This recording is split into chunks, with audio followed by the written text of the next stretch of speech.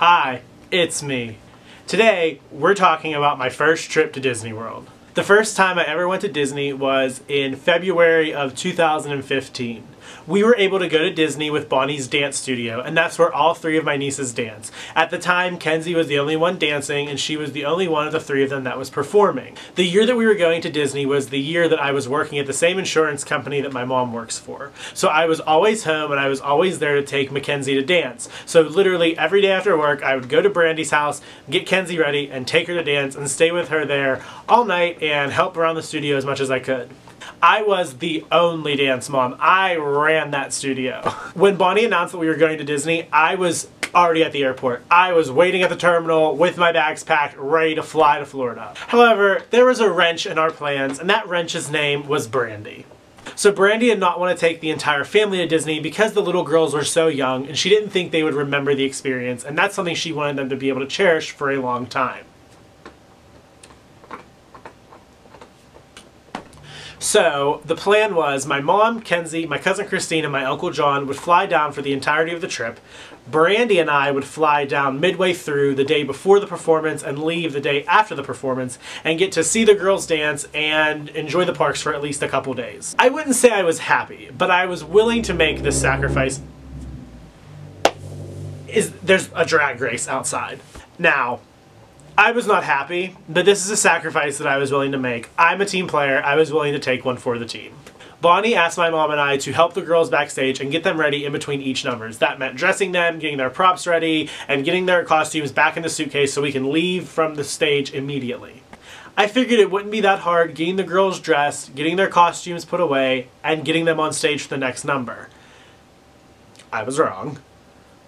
My mom and I had to go to every Disney rehearsal they had and run through the entire show in full costumes every time. During one of the numbers, Kenzie had on 2 costumes. She would do the number with everyone else, but before it ended, she would run backstage, rip off the first costume, and reveal her solo costume. She would then run back out on stage, do her solo, and allow everyone else time to change into the finale costumes. I had it down to a science. Put the fringe dress on, pull up the pants, put on the top, Velcro it, put on her little bandana, send her out on stage. Or so I thought. So while Brandy and I are waiting to leave, everyone keeps sending us these beautiful pictures and videos, like this one, of them enjoying their Disney experience. Now, Brandy had never flown before, and she was very, very, very scared. When I kept asking her why she was scared, her main fear was the plane going down and us dying. Which is a valid fear, but I feel like it's a fact that more people die in like goat attacks per year than plane crashes. So my dad and I go to her house to pick her up to go to the airport, and she's sitting on the couch holding all 3 kids, hysterically crying. And I'm living my best life because I'm going to Disney World and she's on the couch crying. So there we are in front of the airport. I get out, grab my suitcase, grab Brandy's suitcase, and my dad's staying there to say goodbye, and Brandy's refusing to get out of the car. She's begging my father to please just take her home. And he's like, "Oh, Brandy, just get out of the car, hon." So we coax her out of the car and we get into the airport. I check us in, we go through security, I yell at the security guard because I say, "Do I need to take off my belt?" He says no. I go through the metal detector, my belt goes off, and he says, "Why didn't you take off your belt?" And I said, "Were you not here 7 seconds ago?" Like, what? Our flight was delayed, which was just adding more and more time for Brandy to get more and more emotional. I suggest we go grab dinner, have a drink to ease her nerves. Ease she did. So we're waiting and waiting and waiting. Brandy's drinking and drinking and drinking. She's popping Xanax to try and help her nerves. And there comes a point where she looks at me and her eyes have rolled to the back of her head. So we get to Florida, and I could not be more excited. We get to the hotel, which we're staying at illegally because we technically weren't checked in, but we had a great time. So we get to the hotel, we see everyone, we are so excited to be there, and I am just eager to get to the parks the next day. Of course, it is a torrential downpour, but you're not going to rain on my parade. So we get our ponchos, we hit the park, and I'm still having the best time of my life.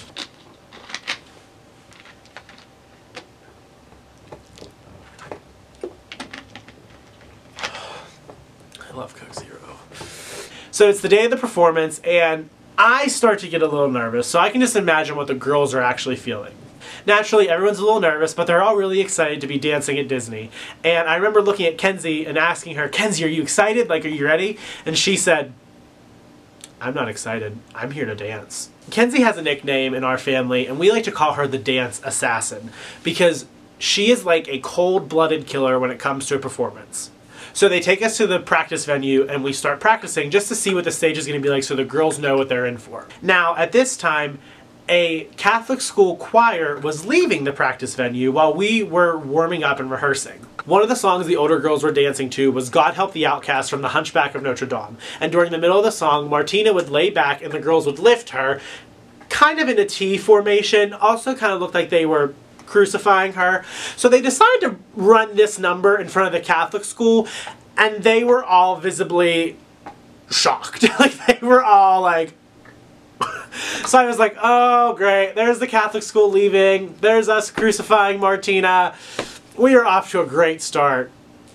Little did we know that was the least of our worries. Disney dropped us off about 5 miles from where we needed to be. We had to trek all of our props and luggage and costumes through Disney Springs to the stage. It's showtime. Everyone's ready for the first number. The big girls go out, they come back, I undress Martina, I undress Olivia, put them in their next costume, and get ready for the next one.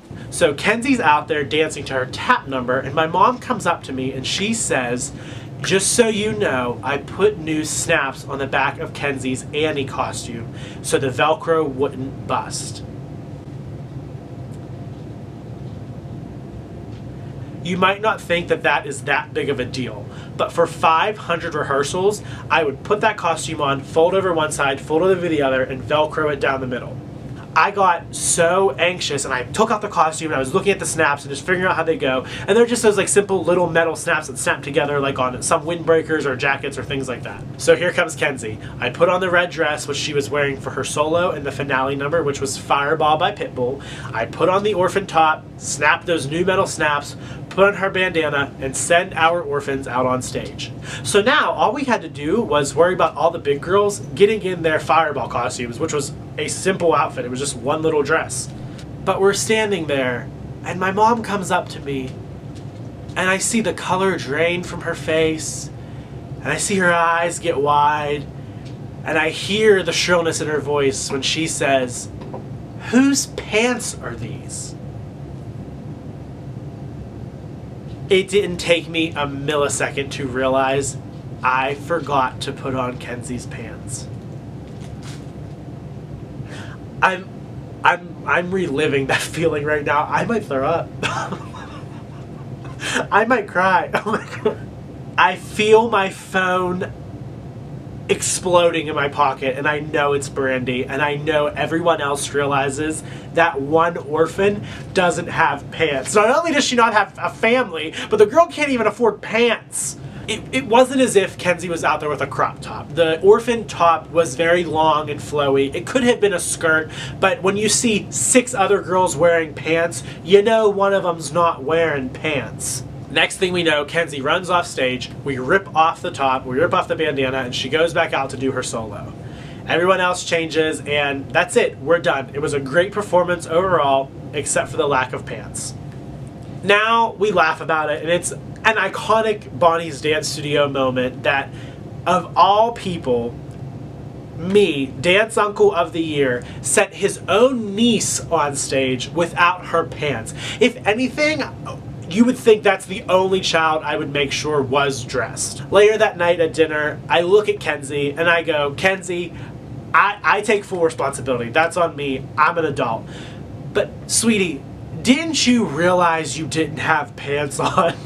Kenzie turns to me, and as serious as a heart attack, she says, Brett, I didn't realize I didn't have them on until I tried taking them off. Other than the lack of pants and a couple fights between Brandy and I, we had an amazing time at Disney World. And it was just one of those things that you will never be able to forget. I will never forget the day I sent my niece on stage in front of 500 plus people without her pants. Be sure to smash that like button and leave a comment down below telling me who your favorite Disney character is. As always, whenever and wherever you are watching this video, I hope that you have an amazing day, a good morning, a good afternoon, or a good evening, and until next time, I will see you later.